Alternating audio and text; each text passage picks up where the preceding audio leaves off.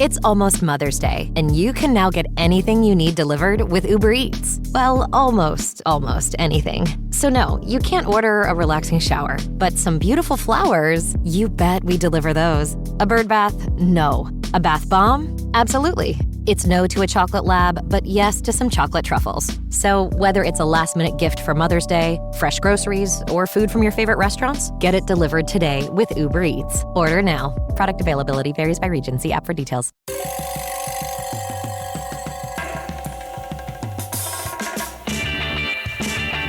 This is Cop Talk, talking crime, cases, and backing the blue. Now, here are your hosts, Captain Ed Mehmet and Detective Kevin Schroeder. Hello, everyone, and welcome to another episode of Cop Talk.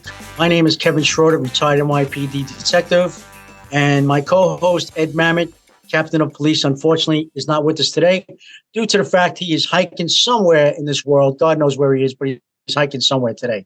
Instead, to replace Ed, we have our producer, Joe Diamond. Joe, say hello. Hey, everyone. Welcome to Cop Talk. Today's guest is Dr. Judy Newton. Judy is a retired NYPD detective.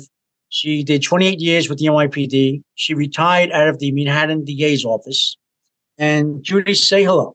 Hello, everyone. Judy, why don't you give our audience a little bit of your background with the NYPD? I was born in Barbados, immigrated to New York in 1976 as a teenager, and in 1980 was enticed to take the police exam. Didn't want to be a police officer as a new immigrant in New York, but I reluctantly took the test and scored well on the test and came on the job. I had a fantastic career as a young officer and later on as a detective, where I retired from the Manhattan DA squad. I enjoyed working here in the city, in this ethnically diverse city of communities. And I also recognized that there was a need for service. So that propelled me into the various positions and units within the NYPD. And Judy, when did you come on the NYPD? I came on in this July of 1984 and retired in April of 2012. And where did you start out? Transit officer? Oh, yes, absolutely. It was as I thought, and everyone recognizes now, it was the part of the best place to work back in the day. Yes, I started out in transit in District 33 in East New York, where it was very, very busy. Crime was high back in the day, but I enjoyed every moment of it. Not just chasing after the bad guys, but also helping those who needed the help. When you worked in transit, where were you assigned? Were you in the Bronx, Brooklyn, Queens? Yeah, Brooklyn. I was assigned to Transit District 33 in East New York as a patrol person, where I performed duties within a patrol area, on the trains, off the trains. I oversaw crowd control at special events, rush hour, and school conditions. And I enforced laws and regulations which provided enhanced quality of life conditions. And I also participated in prototype community policing and development. Now, in 1994 was the merge, correct? And then that's when you, what was your assignment? After the merger, what was your assignment? Yeah, I was 19. The merge came about in 1995. And my assignment, I was already a detective assigned to the Transit District Attorney's Office squad in 80 Center Street. So when the merge came about, all the comparable squads were assimilated. And so all we had to do was walk across the street from 80 Center Street to 100 Center Street to the NYPD DA squad. So there were two functioning DA squad, one from Transit, one from the NYPD, and then we became one, because out of many comes one. E pluribus unum. Now, when you were at the DA's office, you worked under DA Morgenthau as well as DA Vance, correct? Yes, I did. Tell me the difference between the two that you noticed. Well, there's a vast difference. Mr. Morgenthau, as we still call him, was known as the boss. And Cyrus Vance was known as the DA. They're two completely different individuals, and whatever their decisions were, things were extremely busy under Bob Morgenthau, and he oversaw many more cases than Cyrus Vance, because Bob Morgenthau was in his position for approximately 35 years. And then Cyrus Vance Jr. came into being. And so now, he is also cut from a completely different cloth. Very, very good individual also.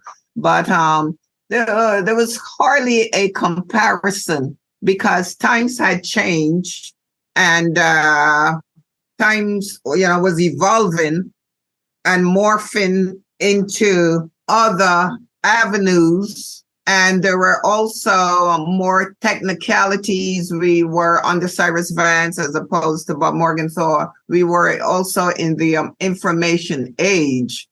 So we did a lot of computer, more technical jobs, and but crime remained the same.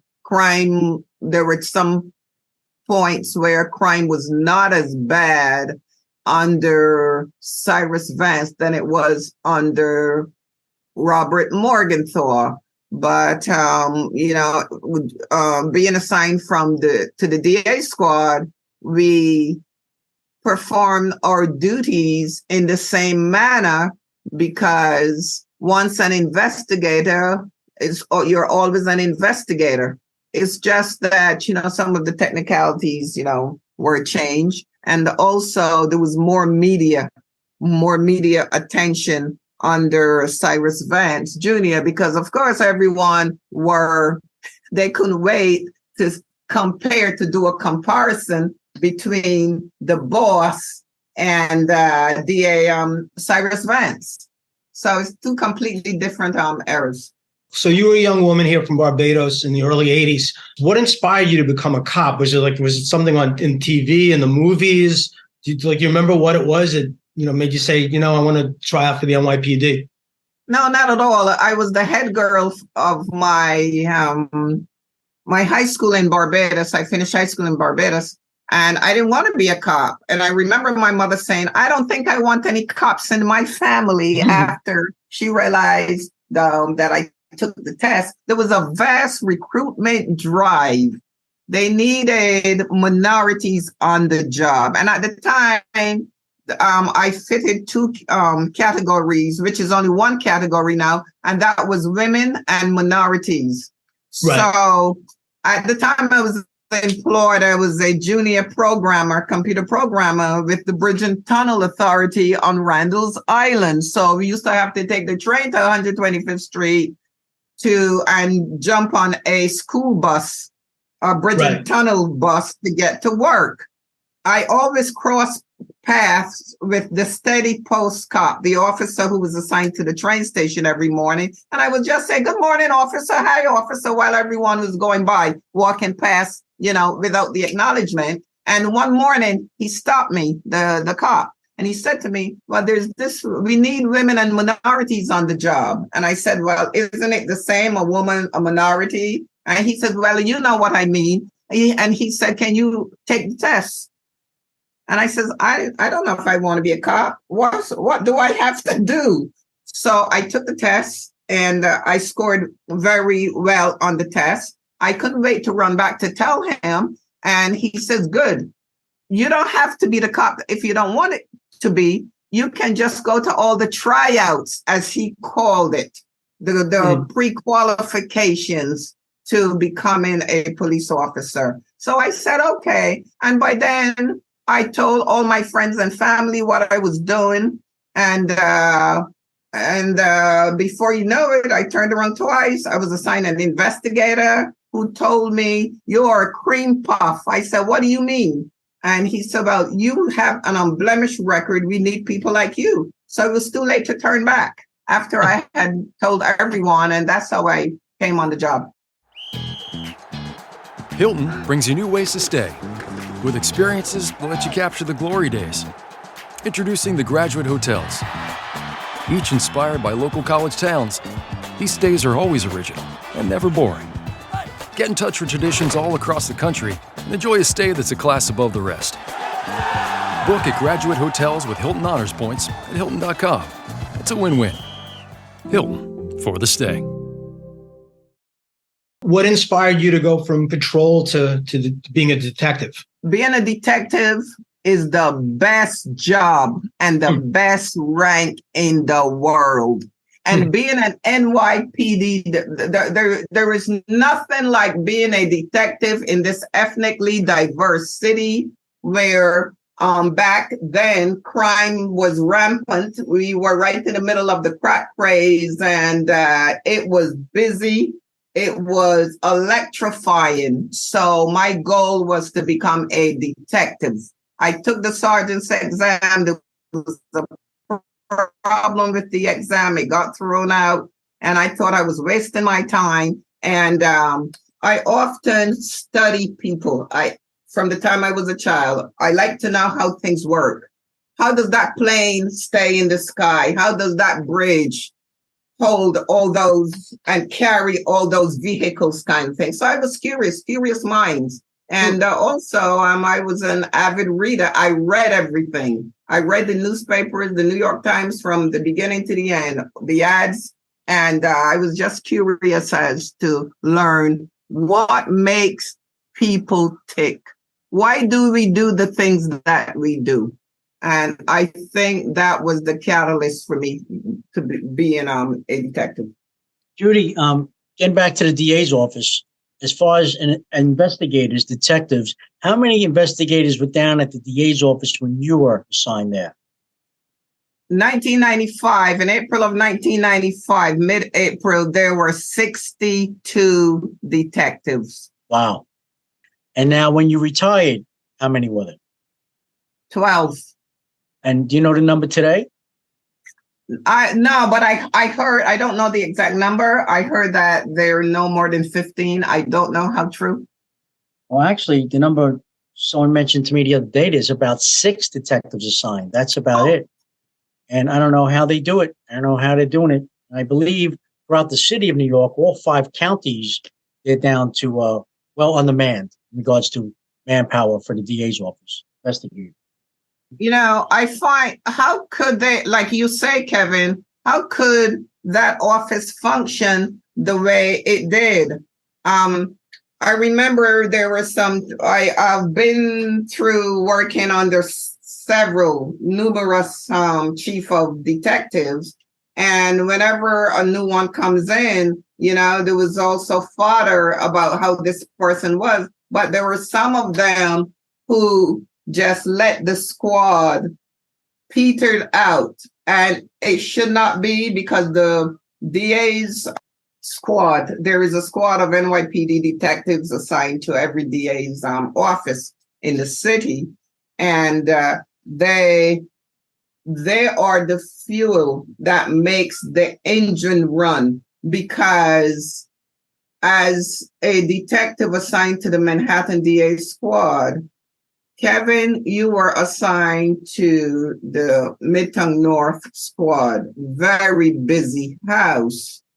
And we backfill the work that the people like yourself who work in the squads didn't have the time and the resources. It's about the resources to fill.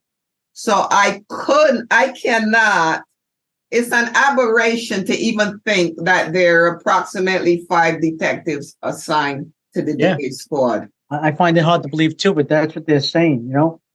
When you were a transit officer, did you have any opportunity? Did you ever work with the mayor, Adams? We grew up in the NYPD together because We came on the job in July of 1984, and I didn't work with him, but I saw him all the time. We were assigned to the Guardians, Black fraternal group. We were assigned together, and there was at some point he was the president of the Guardians Association. But yeah, I knew him well. And what did you think of him? Was he a good guy to work with? Was he active? What can you tell us about him? I didn't see him being active because we did not work together. But, if someone is active, everyone knew, because Transit was a small group. There were a little over 3,000 officers. That includes upper and middle management. But no, I didn't work with him. Well, what is your opinion on the city crime being up in the Transit Authority today? I don't believe that it seems that crime is not down. I'm hearing from news reports, and I don't know where the scribes get their information from, but I'm hearing that crime is down. How can crime be down? I am not sure of that because I lived it. I lived it back in the day when you didn't want to be caught dead on the transit system. Back in the day, before Bill Bratton, who became our police commissioner in the NYPD, he came from Boston, and he was brought in to clean up the subways, and he did a fantastic job in cleaning up the subways, getting us new uniforms, new equipment, including the electronics and, the crime stats equipment, including vehicles, all the things that we needed. He was the father of bringing all that equipment. He got the money from the TA. He and I remember Mayor Dinkins went to Albany and acquired funds for Safe Street, Safe City. They started it, and then it continued under Mayor Giuliani, but it started with Bill Bratton and Mayor Dinkins, and Bratton was responsible for bringing a lot of money because you cannot operate without funds. Everyone knows that as a business person. And also it's about perception. And, so we had to show the public what we were doing. And we did as transit officers. It also made us feel good about ourselves. We weren't the second class Keystone cops that the guys from the NYPD and the public thought we were. He also provided money for training. Training is the key to success in any organization, and Commissioner Bratton did it. Commissioner Bratton did a great job first time around and second time around as well. Yes. And also along with Jack Maple. You remember Jack Maple? Oh, absolutely. Oh, yes. Yes, very well. Joe? Hey, Judy, speaking of money, I know that since you've been retired, you've been very active with philanthropic work, especially on behalf of police and widows and orphans. In fact, the three of us here today, we're all involved with a great event coming up later this summer, Little Stevens Policeman's Ball inaugural golf outing. And Judy, you've been you've been hard at work planning this thing. You're the one who came up with the idea for this. Tell us about this golf outing. Sure. Well, the reason why I came up with this proposition to Kevin. Kevin also is part of this. We are the brain children of this, Kevin and I. And I knew that Kevin had the contacts out there and that he would say, yes, let's do it. So I was in the command, District 33 in East New York, when Robert Bobby Venable got killed. It was on a 4-12, and Bobby got killed because when the bullet was fired, he was the tall one. So he got shot in the head. I knew all the players. Like I said, I lived it. He left an 8-year-old daughter. Her name is January. She's probably about 35 years old now. And I said to myself, and he lived for his daughter. So it was not a good time for us in the command. We were all in a very bad place.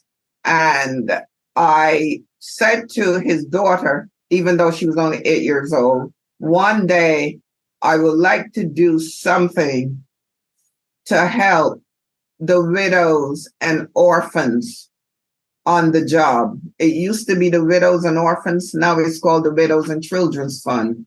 So fast forward, after I grew up in the NYPD and became successful, I am in a position now where I could help. So on August the 21st, that's the 21st of August, next month, the Little Stevens Policeman's Ball Committee, there is a committee, will hold its inaugural charity golf outing. We are expecting about 200 participants for golf and dinner at this event. It will be held at the Inwood Country Club in Inwood, New York. It's in the Five Towns in Nassau County. Right outside of JFK, right? Very close to Yes. Yeah. And it is nice Kevin, it is a spectacular golf course, isn't it? Absolutely, a great golf course. It's it's right here at Nassau border, in Inwood, New York, and it's going to be a great time. And so, if you're interested in playing golf or giving any donations or participating in any way, or want to take up, be a whole sponsor or a breakfast sponsor, please, we would be happy and more. We look forward to seeing you out there. And the website. Oh, I'm sorry, Judy, the website, I want to make sure it's littlesteven.com/NYPD. Is that right? littlesteven.com/NYPD. Yes. For anyone who wants to get more information or sign on or play that day or give or sponsor. So again, it's littlesteven.com/NYPD. Yeah. Also, you have to realize that after the officer is buried, a lot of times people move on with their lives. And sometimes the forgotten ones are the widows and especially the children. The children must still be raised. We have to help build that foundation under the children and move them forward to become successful adults in the world because they have no parent, So what we are doing is the committee we are hoping that we will get the sponsorship for, like, you can sponsor registration, you can purchase a foursome. Even if you're not a golfer, we will utilize that foursome. We will fill the foursome with those who golf within the NYPD and who are unable to afford the golfing fees. Now, you can also become a tea or a whole sponsor, a breakfast sponsor, a lunch sponsor, or a dinner sponsor. Registration and breakfast buffet is at 10 a.m. There is the usual shotgun start at 12 noon. And there'll be a barbecue lunch on the turn while you're playing. And the lunch is delicious. Hot dogs, sausages, hamburgers, grilled chicken, with all the drinks. There is a cocktail reception at 5 p.m. And dinner will be served with an open bar from 5:30 to 8 p.m. on the 21st of August. And you know what? It's a fantastic way to honor the children of the deceased, the widows. And We also have a point of contact. There are people that you can contact, like myself, Judy Newton, at 917-439-7742, 917-439-7742. Melissa Shuck at 845-540-1412, 845-540-1412, or you can go on to Little Stevens Golf, the number 4 police at gmail.com. That's Little Stevens with an S, Golf, 4, the number 4 police at gmail.com.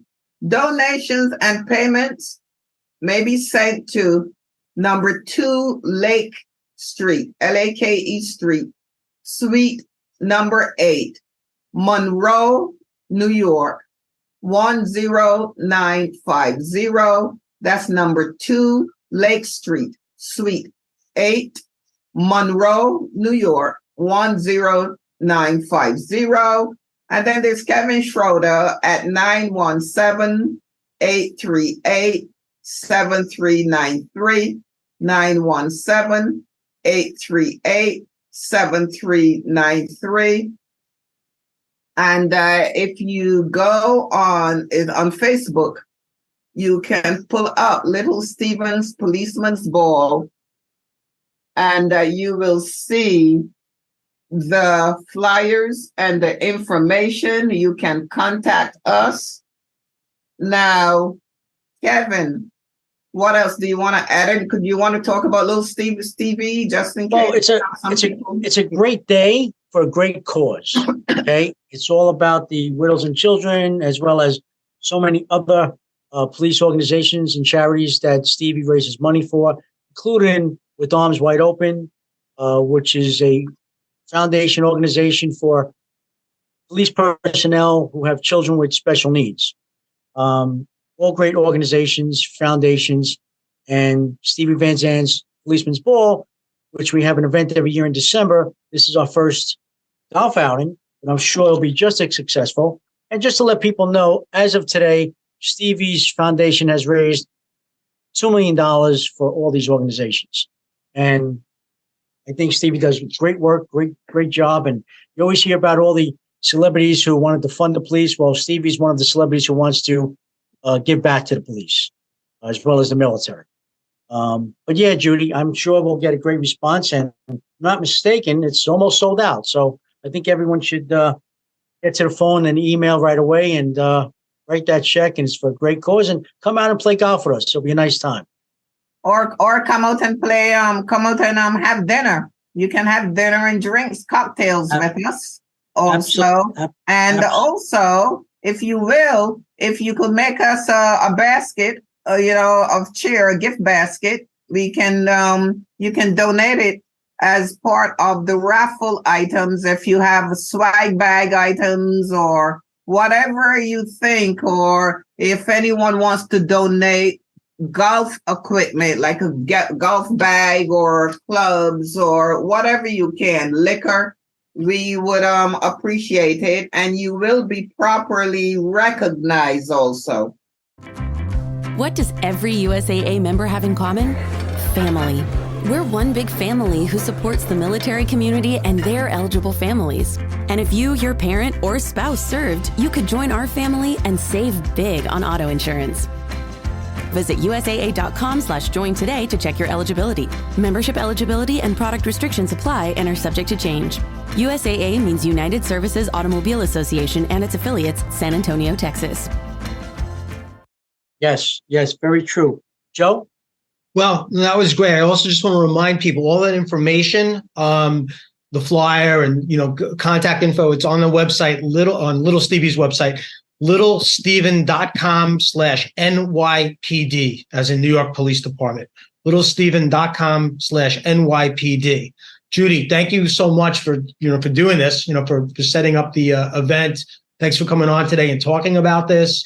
We'll have you on again. We'll certainly have you on like later on in the summer, either before the golf outing or afterwards as sort of a recap. But, we expect to have a great turnout that day and raise a shitload of money for this good cause. And Judy, before you You're go, welcome. Mhm. just like to touch on, you also have a radio show, correct?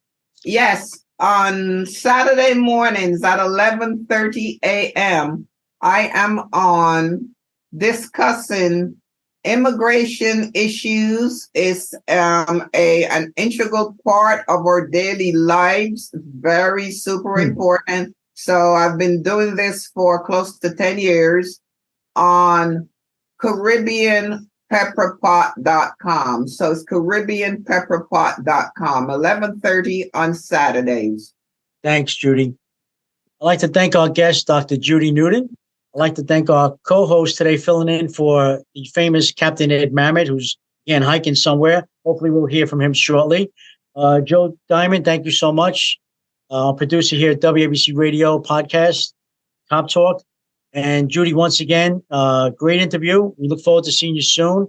And I'm sure we'll have a great response in regards to our golf outing that's coming up. So once again, our guest, Dr. Judy Newton, retired NYPD detective from the Manhattan DA's office. With that said, I'd like to thank everyone for listening today. If you like what you hear, please subscribe. And please follow us on Twitter at Cop Talk WABC. That's at Cop Talk WABC. Until next time, be safe out there. Thank you.